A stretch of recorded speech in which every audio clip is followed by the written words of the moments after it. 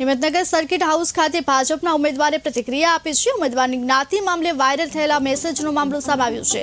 ભીખાજી ઠાકોરે હિંમતનગર ખાતે પ્રતિક્રિયા આપી છે। ઓબીસી જ્ઞાતિમાંથી જ આવતા હોવાનું જણાવ્યું છે। ભાજપમાં પણ ઓબીસી મોરચાના પ્રમુખ હોવાનું જણાવ્યું છે। ઓબીસી મોરચાના પ્રમુખ પણ તેઓ રહી ચૂક્યા હોવાનું પણ જણાવ્યું છે। જિલ્લાના ભારતીય જનતા પાર્ટીના તમામ કાર્યકર્તાઓનો આભાર માનું છું।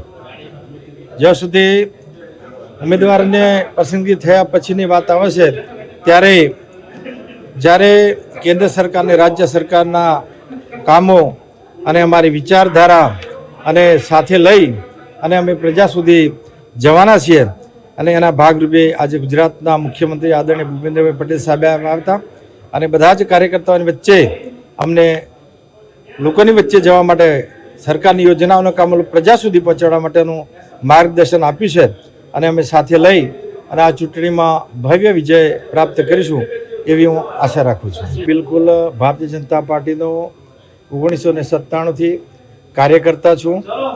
હું 2 વખત બંને જિલ્લામાં ઓબીસી મોરચાના પ્રમુખ તરીકે રહી ચૂક્યો છું।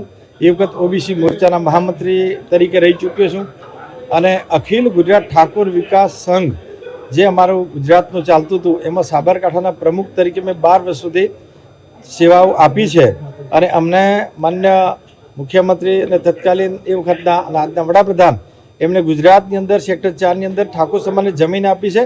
એમાં પણ મારું પોતાનું યોગદાન છે। હું બિલકુલ ઠાકોર જ્ઞાતિનો છું અને મારું ડામોર લખાય છે એ બિલકુલ સત્ય ઘટના છે, પણ અમારા ડામોરનો આખો બ્લોક છે। 55,000 જેટલા મતદારો છે। હું 4 વખત જિલ્લા પંચાયત સભ્ય તરીકે રહી ગયો છું। હું 4 જિલ્લા પંચાયત સહકારી સંસ્થાઓમાં પણ છું, એટલે હું ઠાકોર જ છું। અને જ્યારે રાજકીય બાબત આવી ત્યારે 2018ની અંદર મેં ડામોરમાંથી ઠાકોર પણ કરાવ્યું છે।